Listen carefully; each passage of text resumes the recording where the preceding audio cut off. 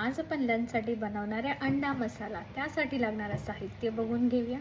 अंडा मसाला बनवण्यासाठी सर्वात आधी सर्व अंडी आपण बॉईल करून घेऊया।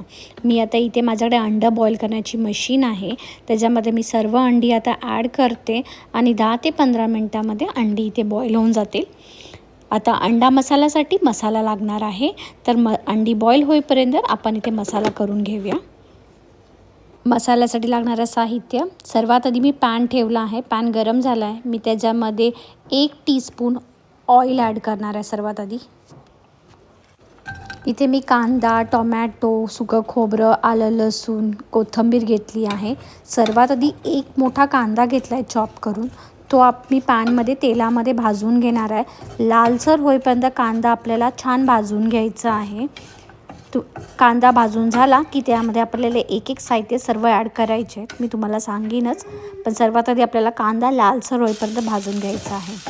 इथे माझा कांदा ऑलमोस्ट लालसर झालेला आहे, तुम्हाला दिसत असेल। त्याच्यामध्ये आता मी टोमॅटो ॲड करणार आहे। टोमॅटो मी 1 कांदा घेतला आहे, तर मी अर्धा टोमॅटो घेतला आहे याच्यामध्ये चॉप करून। आता टोमॅटो पण मी छानपैकी आता भाजून घेणार आहे। कांदा टोमॅटो छान भाजून झालेला आहे। आता याच्यामध्येच आता मी थोडं म्हणजे 1 ते 2 टीस्पून असं मी सुकं खोबरं घेतलं आहे, ते मी आता ॲड करणार आहे। 2 टीस्पून सुकं खोबरं ॲड केलं आहे आणि ते पण आता आपल्याला कांदा टोमॅटो बरोबर भाजून घ्यायचं आहे। थोडं ब्राउनिश झालं तर मग आपल्याला समजायचं की खोबरं पण छान भाजून झालेलं आहे।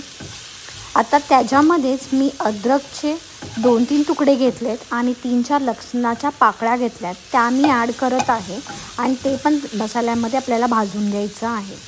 अशा प्रकारे आपला हा कांदा, टोमॅटो आणि सुकं खोबरं याचा मसाला भाजून झालेला आहे। सर्व मसाले आता मिक्सरमध्ये ग्राइंड करून घ्यायचे आहेत। सर्व मसाले मी मिक्सरला ॲड केले आहे आणि त्यामध्ये थोडी कोथिंबीर पण आता छान धुवून घेऊन ॲड करून मिक्सरला ग्राइंड करून घेऊया।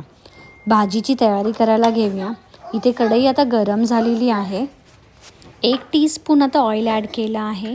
अर्धा कांदा घेऊया, आता चॉप केलेला कांदा आहे तो मी ॲड केला आहे।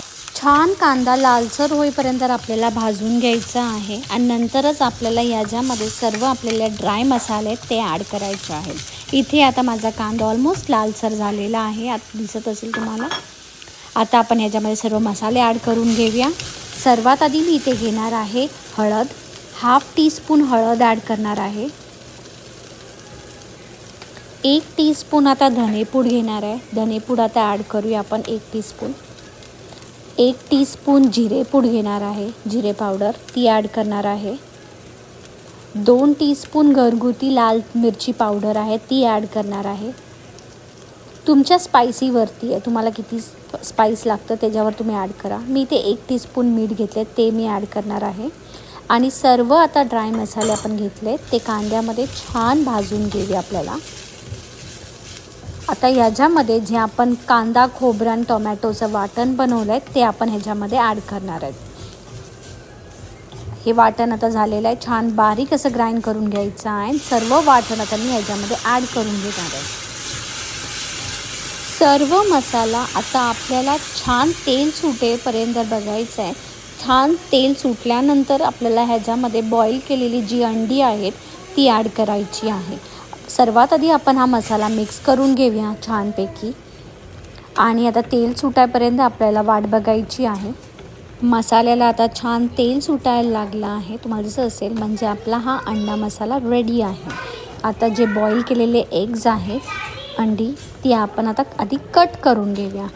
तुम्हाला पूर्ण अंडं नाही कट करायचं, फक्त कट मार्क्स द्यायचे आहेत। अशा प्रकारे मी सर्व अंडी कट करून घेते आणि आता मी ह्याच्यामध्ये सर्व अंडी ॲड करणार आहे मसाल्यांमध्ये आणि 5 ते 10 मिनटं आपल्याला छान। इथे सर्व अंडी आता मी कट करून घेतलेली आहे। आता मी सर्व अंडी आपण ॲड करूया मसाल्यांमध्ये। अशा प्रकारे तुम्हाला सर्व छान मिक्स करून घ्यायचं आहे आणि आता कोथिंबीर टाकून गार्निशिंग करून घेऊया। इथे आपला अंडा मसाला रेडी आहे। तुम्ही रोटी, चपाती, भाकरी कशाबरोबरही खाऊ शकता आणि तुम्हाला जर आवडलं असेल तर माझ्या चॅनल लाईक, शेअर आणि सबस्क्राईब करा।